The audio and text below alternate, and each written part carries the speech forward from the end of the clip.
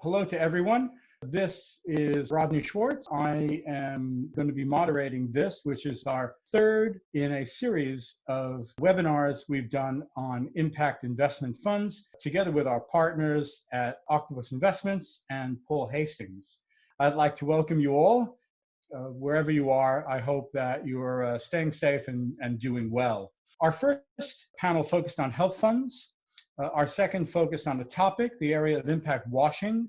And this one, as you know, is going to be focused on debt funds. I'll say one more word about that in a second. But just so you know, we're going to take the summer off as it's very hot here in London. And what we're going to do is start again in September with the series. And we're going to be looking at areas like renewable energy, food and agriculture, and real estate, among other funds areas. Today, I'm delighted we have a wide range of speakers with very diverse experiences and backgrounds. I'm going to let them introduce themselves, but we have Andrea at the very high impact end of things. We have Alex at the emerging market end of things, and we have Diala who ranges right across from her practice at Paul Hastings. So I'll let each of them introduce each other, and I'll take them in alphabetical order by first name. So why don't you start, Alex, and then Andrea, and then Diala, and I will also introduce myself briefly. Alex. Sure. Thank you, Rodney. So this is Alex von Sponeck. I am a partner at Frontier Credit Partners. We are an emerging market-focused private debt fund with an impact overlay, which we'll come to during the course of the discussion. We focus on jurisdictions from Poland all the way over to select emerging Asian countries, but with a prime focus on Africa. We have been, as a team, together for about 4 years now. Before that, we were at a variety of places, banks, but always in the EM credit space. It's an industry agnostic focus, so we'll look at most industries, but apply the IFC exclusion list, as well as no upstream oil and gas. But our impact criteria are really sustainable development focused, and we'll come on to those, I'm sure, later on. In terms of how we define debt, it's everything from senior secured debt all the way down even to dated preference shares, just no pure equity. So as long as there is a fixed maturity date, we can do senior debt, subordinated debt, acquisition financings, use of proceeds is fairly agnostic too. It is a finance first, to be fair, impact second focused private credit fund, but we will not do deals if they don't pass our impact hurdle, and the impact head sits also on the investment committee. But I'll pause there. Alex, thanks very much. Andrea, over to you. So thank you very much for including me in this panel. Really excited to participate. I am the co-founder of Make Home Capital, which is an impact investing platform. On that platform, I am the managing partner of the Community Outcomes Fund, which is the largest U.S. outcomes financing fund and possibly largest globally. And what we provide is really flexible debt to expand high impact human services. In our prior incarnation, folks called these pay for success or social impact bonds. We think outcomes financing really captures what we do better, and excited to talk about that more. We've raised to date about $50 million. Prior to launching the Community Outcomes Fund and Make Home Capital, I was at Goldman Sachs, where I managed Goldman and launched Goldman's signature social impact fund, which was a multi-asset class impact fund, where we did provide, in addition to equity, flexible debt, both in terms of outcomes financing to other loan providers, as well as for real estate. And I really believe in this model of flexible debt as an underutilized tool to drive impact.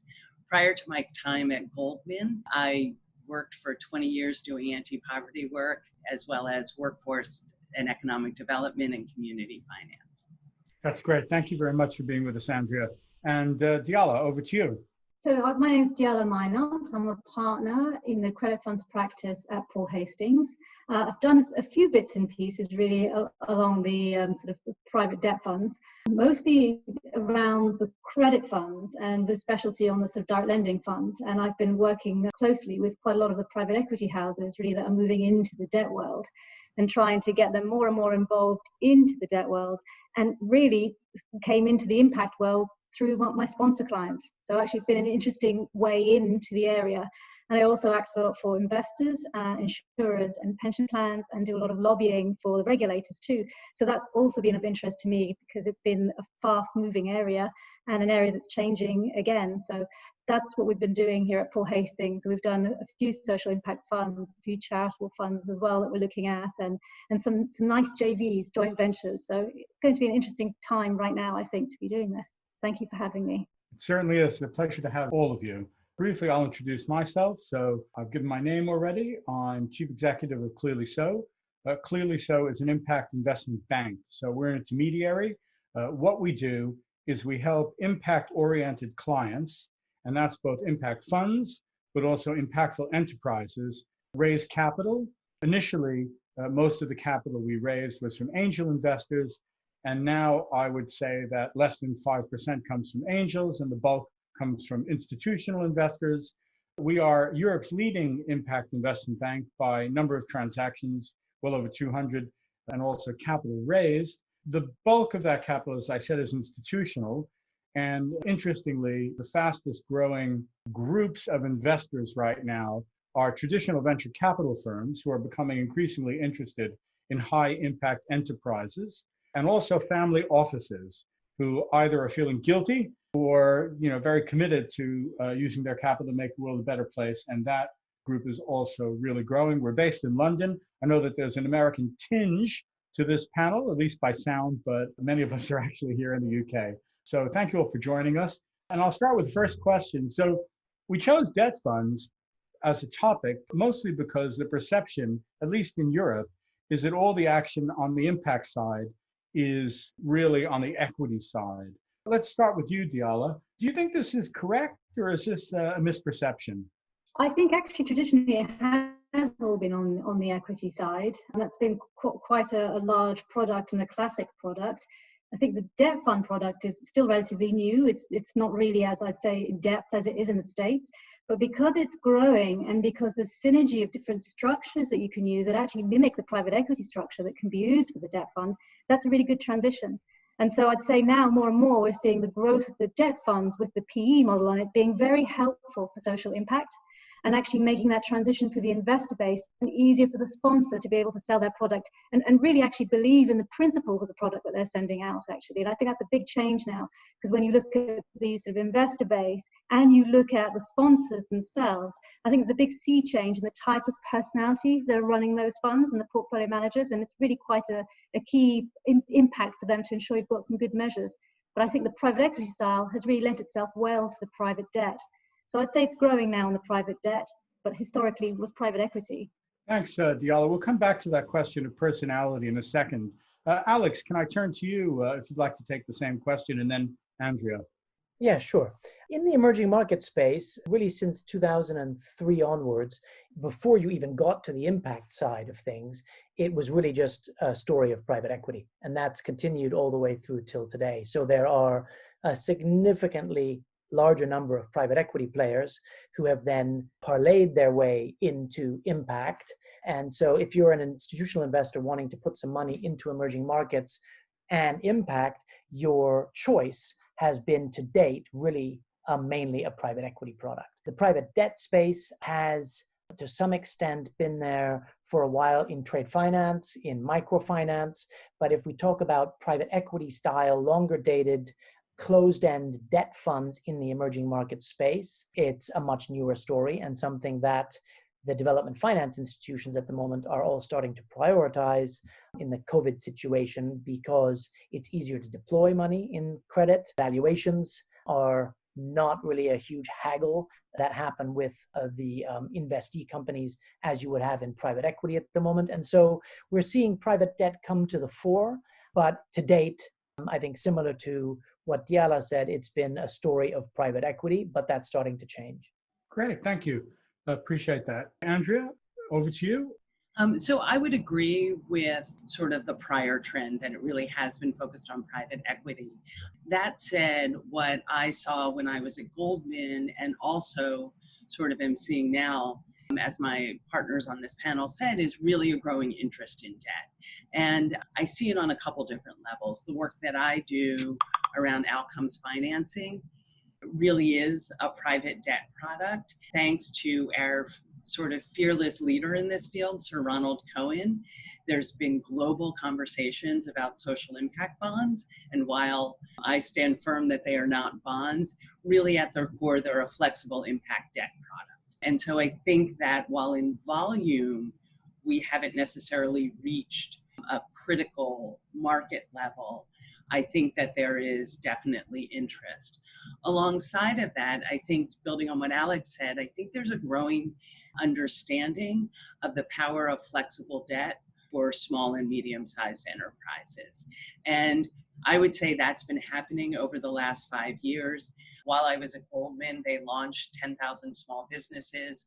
Part of the work I did there was help them launch and implement a significant effort in the US market around flexible debt, with partnering with CDFIs for small businesses, where equity was not the right product for these businesses, but really high impact in terms of building neighborhood economies. And I would guess it's similar in the emerging markets. Similarly, Goldman and the IFC launched a global facility to finance women entrepreneurs with a similar focus. And so I think those products are emerging. What I also think is interesting, and again, I saw this at Goldman, for families in particular, there is private debt as an entry into impact, I think is more accessible. There's more visibility into exit. They understand the cash flows better. And so I'm really excited about this as a growing piece of the impact market. Thanks for that. I mean, obviously the exit factor is really critical and strongly favors debt, also valuation, as Alex mentioned. Do you know what? Let's move to the issue of who the investors are that are driving this, if that's something we can now shift to. And Andrea, I'll start with you. So we have this idea that capital just comes from sort of a range of different places. But in your opinion, and you've already mentioned the family offices and some of the banks, do you think it's a particular investor group that's driving this, or is it a type, a personality type that we're seeing across investor classes? What do you think, Andrea? It's a great question. And honestly, if I could predict who would invest in what product, I would have a lot of very good friends. I think it really is, particularly with families, but I would also say with institutional investors, it really is about a thesis resonating. So I don't think there's a rule of thumb, but what I would say based on my experience at Goldman, as well as my experience raising an independent fund, not within that sort of nest of a global financial institution, is that we attracted a range of investors. It was high net worth families, it was, and currently for my current fund, it's institutions. And when I say institutions, I mean more corporates. Prudential Financial, they have allowed me to be public, is one of our anchor investors in our fund right now, as well as some foundations. And I think there's an exciting movement on the part of foundations to use more creative structures to crowd in new capital that I'd love to talk about later. And so what I would say based on my experience, it's really across the board. And we engaged a number of investors that were sort of familiar faces in the impact investing world when I was at Goldman and in my current fund. But we've also we've attracted folks who are really new to impact investing. And what I would say is the key is really folks who can think about an investment opportunity through the lens of risk and return, rather than through, I have a target hurdle for my alternative investments. And it really requires somebody who can think about their alternatives portfolio on a portfolio basis, rather than each fund has to pass a hurdle. And so I think that's critically important. One thing that I would say that I was warned about when I was at Goldman is that investors would want to be compensated for the lack of liquidity. and some real concerns about a closed-end debt fund that would not adequately compensate. And what I will say is, in my time at Goldman and my time raising for this fund, no investor has asked me about that and been worried about it. A lot of advisors have been worried about it. So I think it's a bit of a red herring. Okay, let's move to Diala with the same question. So Diala, are you seeing, I know you say you advise both on the investor side and on the GP side. What are you seeing? Who are the people that are coming to you wanting to get involved? And are they a type of person or are they a type of institution increasingly? Yes, it's really quite an interesting question because I'm sort of seeing two groups coming into this area. The interesting group that I think, because they've got the financial wealth really to give the scalability that I think this product actually needs, is really the sponsors. And quite a lot of the big blue chip sponsors actually do have an offshoot. And I think in the past it was sort of mixed up with ESG, we have to check the box, whereas now it's taken much more seriously. And I think that is part of the personality of the sponsors and who they're hiring, but it's also really a part of where the institution is going and where they're being told by the founders, actually, we need to make a change and we need to take this seriously. And we have friends and family already invested in our equity funds. We've brought them across into our debt fund. We can bring them across into our social impact fund. And actually that translation isn't too difficult. And what we're also finding, which I think is quite exciting, is that we're seeing the private equity sponsors actually now putting some of the profit that they're getting from some of their other strategies towards these strategies, reinvesting the profit that they would get on a global scale from all of their other funds, so they carry interest, and reinvesting it into these types of strategies. And actually setting up foundations, charitable foundations to do that. And there's been quite a few now that are sort of percolating. And I think that's quite interesting because when you look at the amount of potential capital that can be deployed, it's really quite large. And then I would say the other area I'm seeing is quite a lot of the sort of smaller funds. We're seeing a lot of, I'd say, family offices, but also a change from not necessarily male-led family offices, but female-led family offices. There's a bit of a change, a bit of a youthful nature as well, but they're quite demanding and actually really want to know what the criteria is, want to know what you're going to actually be doing, try and measure the outcomes.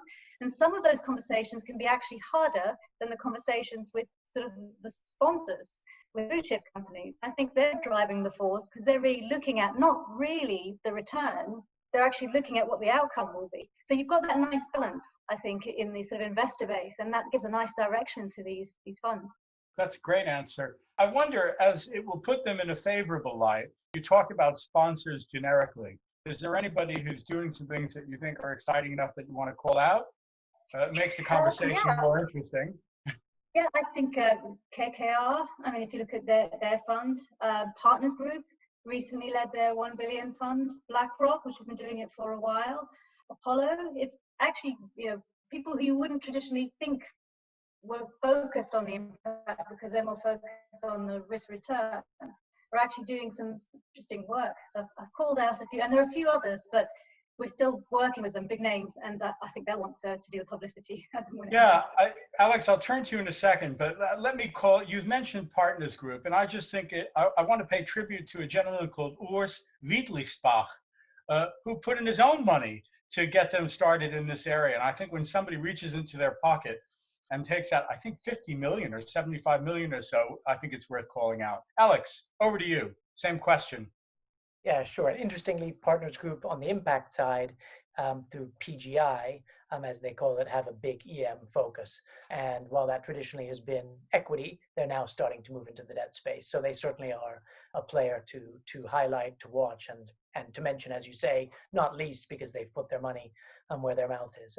But on the investor-based question, the original question, for us, it falls quite neatly into two categories. Traditionally, a lot of the emerging market focused private capital, whether it's PE or private debt, came from what we call the DFIs, the Development Finance Institutions. So the former OPIC, now called the US DFC, CDC, Proparco in France, DEG in Germany, Obvium, almost every European country has one, the African Development Bank, etc. And certainly for the private equity community, for their first funds, typically, all of the money that was raised came almost exclusively from these group of DFIs. Now, when you then look at second, third generation funds on the private equity side, you'll see that the institutional investor base typically followed. But the problem that private equity have had, which comes then back to the current investor base that is accessible for private credit, is that the private equity funds in emerging markets have been, from an investment perspective, a pretty miserable story. The reasons for that are out of the control of most of the private equity management teams. It's the very difficult exit routes for an emerging market corporate if you want to list in London. Hard to get that timing to work. And then secondly, the issue about currency devaluation, which is hard to hedge in the emerging markets. And as a result, the investor base on the private debt side is inevitably going to be made up of a mix of these DFIs and then those institutional investors who've had an average, I would call it, experience in private equity and realize that while they don't need to target 25, 30% type returns in private equity when they're only making 4 or 5% net in private equity, they might as well target 12, 13% in debt and actually make 12, 13%. And if you then, in addition to that, have a set of comprehensive emerging market criteria, and ours were developed with Sir Paul Collier, who's an advisor to us, one of the foremost development economists, then I think that combination of a decent return plus the impact angle is something that appeals, I think, as Andrea said, to a pretty broad range of investors. And we have family offices, institutional investors, but also DFIs who we regularly speak with and who are interested in the private debt product in emerging markets. Thanks. I appreciate that. So that's our first couple of questions. We're talking about the debt area very broadly. And I wonder now if we can zoom in a bit and talk about which areas you think have grown more rapidly than others, which classes within the big, broad debt asset class you think have grown more quickly, and which you think will grow more quickly over the coming years. I've ended with you, Alex. Let me start with you. Do you think there are certain areas, I know you're looking at it from an emerging market perspective, but is it infrastructure? Is it renewable? Where do you see the action in your area? And then I'll turn to Andrea and then Diala. Sure. I have to preface what I'm going to say by two of the most important investment criteria away from the impact criteria that we apply before any deal would pass the hurdle. And that then filters out from an industry perspective what we can and cannot do. So number one is we take money from US, European investors in hard currency, in dollars or in euros. We only lend that money to corporates who are at least earning a substantial part of their own revenues in hard currency. If not, we think it would be a little bit irresponsible to lend high yielding dollar debt to a purely local currency earning Nigerian, potato chip maker, because they're unlikely to be able to service it. So we filter all deals out that are purely local currency. Secondly, the second big risk is because it's been so hard for private equity companies to exit, in terms of the debt that we give to our borrowers, we don't have that debt repayable in a bullet maturity after 5 years. It is always amortizing. So some of the principal is being repaid along the way. What that means, therefore, is the people who take our loans are typically companies that are not startups, not venture capital, and are more established businesses that are seeking to make an acquisition or seeking to double the size of their factory, for example. Cocoa business recently in Cameroon that we looked at wanted to buy out a competitor, but where from day one, maybe with a short period of time where interest only is being paid, where they can start to repay the principal, because we do not want to have these big refinancing risks at the end of a loan period. Right. Now, if you apply those two criteria, the big volume of deals, and then you apply, of course, the impact criteria, which will cut out upstream oil and gas, will cut out a whole wide variety of other deals based on the IFC exclusion lists, but also on our own 5 impact criteria. You're then left with quite a bit of business in the agri-exporting space, quite a bit of business to do in the logistics and transportation space, both inward, outward, Pan-African, Pan-EM, quite a lot of infrastructure-related business, healthcare. You have various sort of downstream oil and gas. We won't do upstream, but storage businesses for fuel, for LPG, for products like that. And so there's a huge amount of deal flow, but we have to apply both the financial criteria to make sure our investors get their return, but also then the impact criteria. And it cuts out, the biggest volume of deals that get cut out are the purely local currency earning businesses. Got it. Thank you, Alex. That's very comprehensive. Andrea, I guess from a more local perspective, what do you think are the most interesting areas for growth? So I'll put a pin in outcomes financing, which I clearly, given that I quit my job to start a fund, think is most interesting, but I can't claim it's the highest growth. What I would say Very is, honest of you, Andrea. I appreciate that. but still underscore the most interesting and highest impact. Noted. So I think in light of COVID, and I say in light of COVID, but I would say that this is a challenge that existed before COVID. I think there is a tremendous need for flexible debt for some of those businesses that fall through Alex's screen, that whether they're in emerging markets and operating more in local currency, or maybe operating in hard currency, but really facing challenges that are now exacerbated by COVID. Those businesses, I think, as I said before, have the incredible potential as both providing important goods and services to low-income communities, which is an important impact, probably at the top of the list, providing employment opportunities, which you can't ignore. I think there's an exciting opportunity to create blended finance structures to enable investors to be able to look at these investments through the lens, again, to quote Sir Ronald Cohen, of risk, return, and impact, and be comfortable that it is a commercial return, but really drive flexible capital to those businesses. In the US, the Kresge Foundation has been in the forefront of using guarantees to help make those investments possible. I think it's a really exciting way for foundations to leverage their balance sheet to actually drive high impact investments. I think there's also a role for DFIs to do that, to provide some currency guarantees. So I think that for me, when I put the lens of where you can really drive impact, where there's a gap, I would say globally, and I say that domestic US, in Europe, in emerging markets, for this kind of flexible capital to those businesses who actually are really a good bet, but fall through the criteria. In a prior life, I ran recovery loan funds, post-Katrina in the US, post-September 11th, post-Hurricane Sandy, and everybody said we would lose our money, and we didn't. Those businesses are committed to repaying. So it's a good opportunity.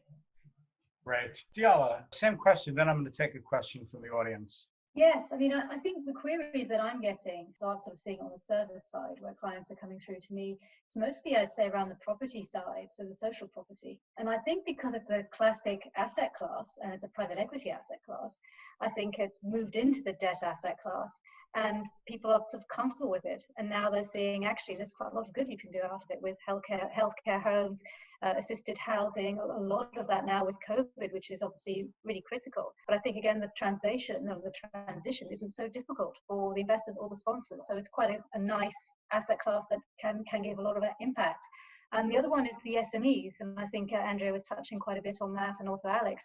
But we've seen over the last 5 years, at least in Europe, a huge push by all the regulators, including BaFin and AMF, all putting a lot of funding behind trying to allow direct lending without needing a banking license. So allowing all these alternative lenders, i.e. funds, to provide these funds and financings that are really flexible. And right now, in the middle of COVID, when some of these companies are really struggling, they can actually get a fund to that are particularly flexible, where you're seeing the banks actually being a bit difficult. You know, you're missing one of your reports and that's an excuse to pull the facility out. It's a completely different way of thinking about it when you've got a lender who's a potentially alternative lender and they're invested, I think Andrea was saying, you know, in the longer term.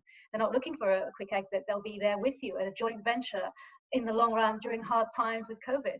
So I think it's those two, the combination of those two is what I'm seeing. And Diala, just one follow-up before we go to the audience question. You mentioned the property or real estate area, which I was definitely going to bring up. Would you say it's mostly around social housing? Would you say it's mostly around health facilities? Where do you think you see social property debt funds now starting to come down the pipe? I would say mostly social housing, but that might be because that's where I'm sort of seeing it from the sort of sponsor side, where actually it has nice synergy to some of their debt funds for their other property assets, their other real assets funds that they have. So it's a nice synergy in trying to get across an investor who's invested in, another real estate asset fund, but moving it across to the social property fund is quite a nice conversation to have. And the returns are sort of very similar. And as Andrea was saying, the returns are actually pretty important. And that makes a nice conversation. So I think that's why we're seeing more around the social housing, I would say. Thank you. Just quick point, I would say in the US, we're actually also seeing healthcare facilities and school facilities. And again, for all the reasons Diala said, it's a nice gateway into impact for folks. Great. Right. Are the schools open in the United States? Oh, no, the schools are not open. That's not a near-term financing. Okay. Yes. So I want to turn to Krishan Patel's question, which I think is a really interesting question. So Krishan says the following: equity investors have their capital on the line and will often work with management to protect and grow their capital and returns. To what extent will debt look to support and grow impact and management like equity would? Notwithstanding, they could turn to equity if the debt service is at risk. So of course they could become equity investors, he's implying. But I think that's a really interesting question. I'd like to start with you, Alex, as you, given what you said, this might be something that you guys do. Do you work with management the way a VC does or a PE firm does? Yeah, sure. In the emerging market space, probably a little bit unlike Western, European or US private debt funds, we have typically an observer right board seat. We don't do a lot of sponsor deals, so we're not following a private equity firm and financing their acquisition of a business. Usually our loans are direct loans to corporates. So while we don't take a full board seat, we take an observer right board seat. We have various ESG requirements before we'll make a loan. So corporate governance policies, from anti-bribery to making sure people have a written employment contract to making sure men and women are being paid the same wage, all of those kinds of things that we would make sure are in place before we make a loan, I think is a very similar process leading up to the extension of a loan or making the equity investment as you would see in private equity. I think the big difference then comes that we get a lot of questions always from investors about how we can influence, a little bit to the question just asked, the ongoing development of a company if we're not an equity holder. Well, one big difference is that once you've found a good counterparty in emerging markets to make a loan to, when that loan comes up to maturity, while they're going to kick quite hard to make sure the next interest rate that you give them is lower, if they've had a good experience the first time around, they will typically come back.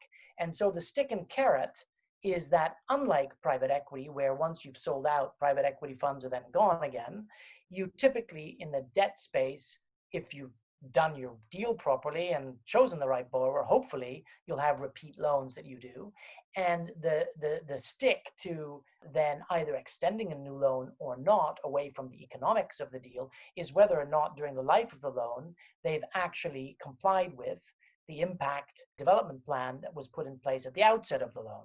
And we will not extend a new loan and roll one over if in our monitoring efforts and reporting efforts, it's clear that the borrower was just paying lip service to the impact plan that was put in place.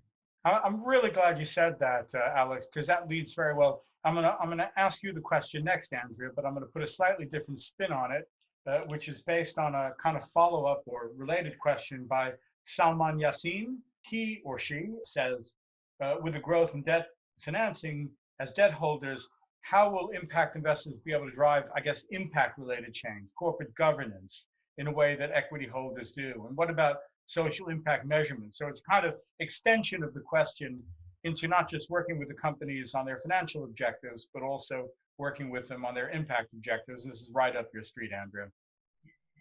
Yes, that is right up my street. So the advantage of our investments is that our financial return is completely aligned with social impact. And so The way we talk to our borrowers is that we are standing side by side with you to help drive that impact on communities, because ultimately at the end of the day, that is what drives our repayment and our return on investment. So that's critical. But I do like what you've asked about sort of how do we think about it within an institutional context? And when we think about our investments, that is sort of one of the first things we begin to work on, is really understanding who is the management team, who is on the board, how does that relate to the community that they're trying to serve. And certainly with the Black Lives Matter movement happening in the US right now, and in fact globally, which we think is incredibly exciting, it has made us take another look and say, how are we thinking about those institutions as investees, and partnering with them to ensure that they do reflect both the community they serve, have an understanding of that lived experience. We think ultimately that then drives better impact. I would say that we don't view it as a screen in, screen out, but more through a process perspective. I think in my experience, there is no perfect investment, whether it is a small business that is delivering a product or service, or a coalition of nonprofits that are delivering high quality pre-K. And we view our role as helping them do better and standing side by side. Thank you. I'm going to turn to you in a second with that question, Diala, but I'd like a one-word answer, a one-sentence answer, both from Andrea and Alex. I'm sorry, this is the put you on the spot question. So we talked about impact and how you maximize impact. Do you currently, or do you have any plans to have impact results affect your compensation on your fund? I'll start with Andrea. Yes or no? Because our investments are aligned with impact, meaning as more kids, low-income kids do better in school, we generate more returns for our investors. That in fact then generates carry for us. So already aligned. So you're saying that it's not specifically related, but because financial returns are linked to impact returns, it's implicitly related. Alex, how about you? Very short, no. Okay, that's very honest. Thank you very much. Appreciate that. Diala, back to the original question. Are you finding that debt funds are setting themselves up in such a way so that they somehow are able to influence their underlying investees or people who borrow money from them? Yes, I mean, it's quite interesting because I'm sort of working with the PE model, but trying to adapt that to the debt model. We're finding that the LPACs, the advisory committees, are tending to be something completely different, actually, than what they were 10 years ago. It's not where they're just looking at conflicts and blessing something.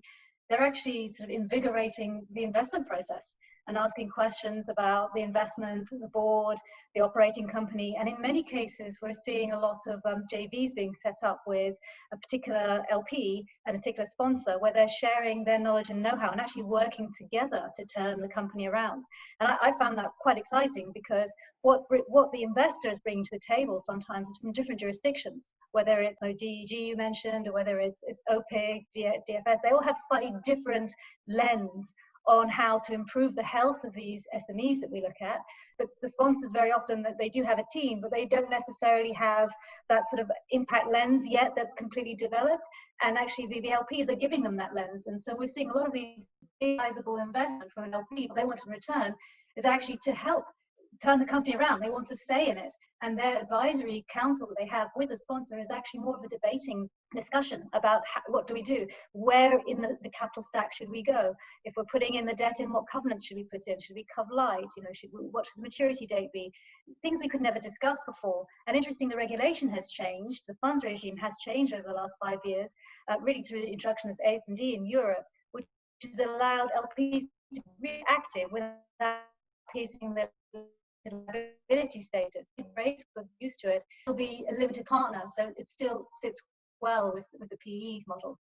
Thank you. I'm going to ask a question about microfinance in a second, but before we do, Andrea, I really can't let you go because I've had some questions even in advance of today about outcome-based funds or social impact bonds, and you're going to be able to anticipate this one. So they have received a massive amount of subsidy all over the world. These social impact bonds are outcome-based projects. The two most widely discussed are the Rikers Island Call It Social Impact Bond or the Peterborough Bond, both of which are considered, if you'll allow me to use the word, not successful. Can you comment on whether or not you agree with that assessment, and also what effect you think that is having on the market for outcomes-based finance? So, a great question. And what I would say is it depends on what you mean by success. Um, you're in fact correct that the Rikers program was not successful in meeting its very high goals for social impact. And it is a source for many other panels to discuss why anybody would incarcerate 16 to 18-year-olds in a jail, but we're going to leave that aside. And thankfully, we're no longer doing that in New York. So what I would say is the program was not a success, but the financing mechanism was. And I think fundamentally demonstrated that we have across the world an incredible investment of government dollars in services for people who are poor and disadvantaged. In this country, the US government is the largest purchaser of services for people who are poor, to the tune of $800 billion to $1 trillion a year. Yet those dollars are often spent in a way that a private person or business would ever spend them. They're done on a cost reimbursement basis. And so there's a fundamental disconnect between what is the outcome you're trying to achieve and the dollars that are spent. What the Rikers Island project showed us was that you can disrupt it. And you can disrupt that in a way that by creating this, what I would call next generation public-private partnership, you bring the private sector, government, and the community and service providers to the table. And that public-private partnership creates accountability and an alignment with the outcomes that we're trying to achieve. What I'm proud to say is that we've learned a tremendous amount since that first investment, not least to stop calling them social impact bonds. Though aspirationally, Diala, I'm going to call you in 5 years and we are going to actually do a social impact bond that goes beyond ring fencing proceeds. So put that on your calendar, because I think we can get there in terms of market scale. And so, you know, the way we think about what we're doing is we're really providing flexible financing against an outcomes-based contract. So when I put on my old SME lender hat, I used to lend money to businesses all the time against a government contract, because in order to get paid, they needed to deliver the product. What we're doing is the same thing. We're providing flexible debt to a business, often a nonprofit or a charity, that is delivering a product. In the case of a project we launched last summer, we're providing low-income 4-year-olds who are on track and on grade level for kindergarten, which from a social payoff perspective is tremendous over the course of their lives. But what we can do by creating this outcomes financing structure is ensure that collectively the government, us as the investor alongside a local co-investor and the service providers, are looking at data as we go, understanding what is working, problem solving what is not working. Again, we work hand in hand to ensure that we are really achieving the outcome we want for those 4-year-olds. Thank you very much, Andrea. Good defense. We only have 10 minutes left, so I'm going to ask all of you to please keep your answers really brief, if you don't mind, so I can deal with a couple of these questions that have come in. So just raise your hand if you want to take a shot at it. And let me start with a question from Jeff Bernand, who's asking, basically, have we seen structures when there's increased social outputs or social outcomes, you get a lower cost of capital? Obviously, Andrea, that definitely works in your setup, so we won't go there. But in the more mainstream area, Alex or Diala, do you see that? Yeah, it's certainly been debated. We've had that discussion with investors. If, for example, a coupon on a loan steps down halfway through the loan period, if all of the impact criteria have consistently been met or fulfilled. And I think funnily enough, and it might be simply because of the nature of the investor base that we have, the pushback from investors was pretty hard, in the sense that they said, look, we're happy if at the end of the loan period, once the loan's fully repaid and they've met all impact criteria, that the rollover, the second loan you give them, is then, going to, number one, be done because in part they fulfilled impact criteria on loan one, and number two, if you then extend a second loan at a lower rate because of the combination of the first loan being repaid and the meeting of impact criteria. But certainly in the emerging market space, where you have the perceived higher risk of credit anyway, and I do say on purpose perceived, because I think there's a whole separate debate to have on repayment profiles of credit in EM versus other jurisdictions. We have other issues, but so until now, it's not been a huge topic of debate or consensus, no. Diala, do you want to add to that, or shall I go on to the next question? No, I'd just say I'd agree. I've seen quite a lot of pushback as well. So I wouldn't say it's something that we've seen, that's quite active. Really, investors are saying, wait for your second loan.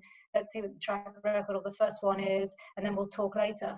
Yeah, I agree with Alex. Great. There's a question from Franklin Mora, who asks about short-term bridge loans. Are they being done? Anybody want to take that on? Simple yes or no would help.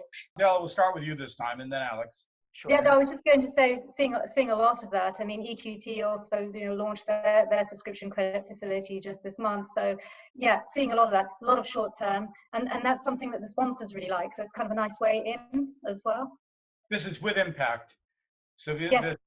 Well, great. Okay, Yes, Alex, absolutely. or then Andrea, do you want to add to that? Yeah, we see it from time to time in the EM space, but as primarily closed-end funds, when you do all the work and do all the diligence to then extend a loan and earn the interest only for a 6-month period, you would do it probably in a sponsor deal in emerging markets where that the ability to refinance a short-term bridge loan is number one higher, and also where they're likely to roll that bridge loan into, even if it's slightly less economical for the lender, into then a subsequent medium or longer term loan.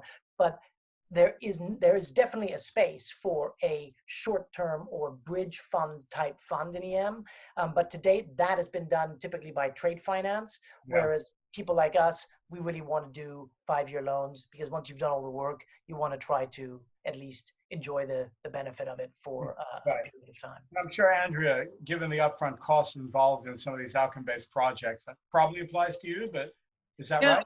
Actually, I think we see one of the advantages of being a fund and not being housed in a huge institution is that we can be flexible, and we haven't had pushback from our investors, and we're very committed to aligning our capital with what the needs of the project are, recognizing Alex's point that there is a drag in terms of the cost. I think we view it as a sort of an upfront investment that we hope will turn into then other investments either in that community that sort of leverage all that upfront work or can be used elsewhere. And so from an impact perspective, we've made the decision that we are willing to do shorter term and sort of accept that drag, as it were. And to date, our investors have not pushed back on that. Thank you. The one area, and this will be our last question because of time, the one area I want to talk about is microfinance. And it's interesting that it hasn't been discussed because actually it's by far the oldest area of high impact debt investment. And when everybody was saying how it's really been driven by equity, sort of private equity into impact, actually microfinance, I think, goes back to 1972, if I'm not mistaken. Quick comment, let's start with you, Diala. Not a quick comment, we have a few minutes. Comment on microfinance funds. How do you see their trajectory? Sometimes they're controversial. What are you hearing about that? Over to you. Expensive. How do you mean? Expensive. Well, to set them up, I mean, we've done a couple. Been quite difficult, painful, expensive. The cost of funds has been quite expensive. It seems quite a few issues. Taken an awful long time, actually. And if you had someone like sort of OPIC, for one of them helping us out on it, it's taken over a year to structure. Wow. Complicated and complex, I suppose, is how I see it. Not to be negative, because obviously the upside is obvious. But I think the actual structure, there's just something else that needs to be done to house that, because I think we're just taking away so much from the cost of funds, really, the operation of it and structuring is quite difficult, time consuming. Okay, and on the demand side, so from GPs, are you seeing a lot of interest, or has that really been replaced by some of these other products that Alex and Andrea have talked about and others? I'm seeing it being replaced. I mean, when I'm talking to my GPs, they don't really have appetite to do it. And you know, one of my colleagues did one pretty recently, and it was just difficult. I think the client there said, "Oh, we're never going to do it again. We'll have to just think of a different product." So yeah, unfortunately, I think we have to find a different way. I think the other products are just easier to get off with arguably the same results. Great. Well, thank you very much for that. Andrea, same question to you. Have you got a view? I mean, you've been doing, I guess, microfinance, but in local communities in the United States some time ago. Yeah, so what I would say is I was not focused on what I would consider microfinance in the US, really one notch above.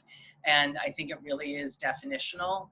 And what I would say in the US, for those businesses that need some kind of working capital and are falling outside of the traditional banking system, I think there's a huge need, and I would say a growing interest.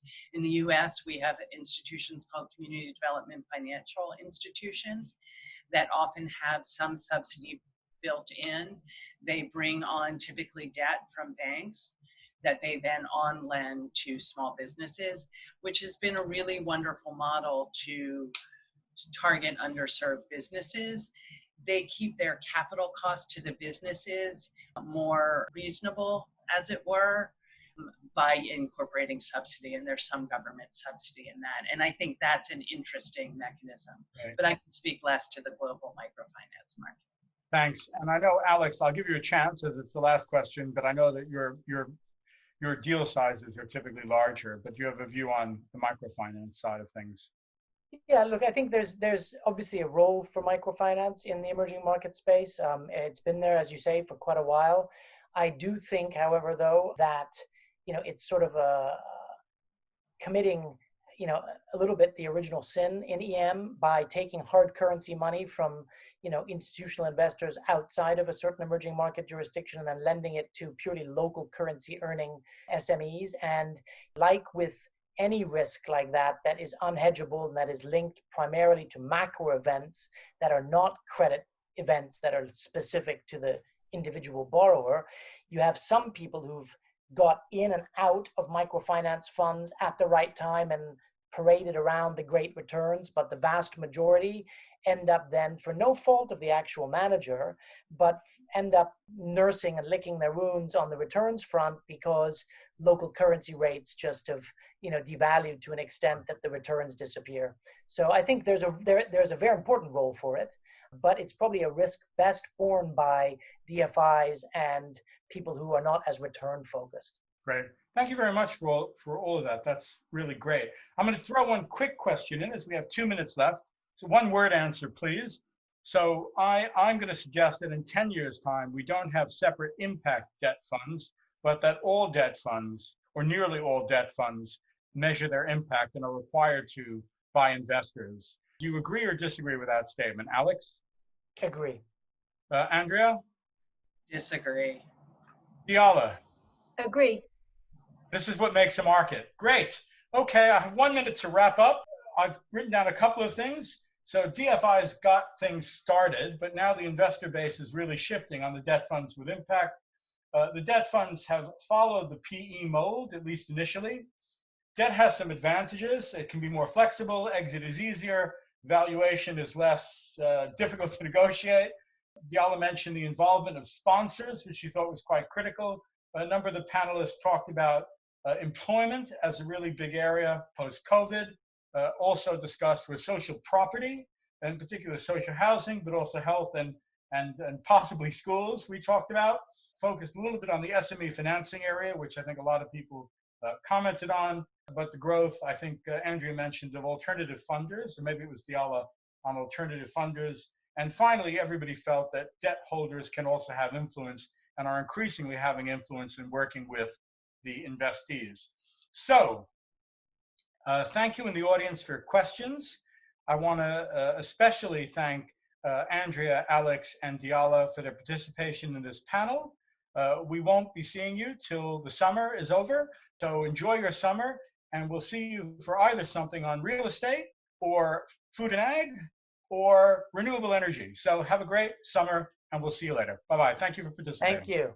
Thanks. Thank you. Bye-bye.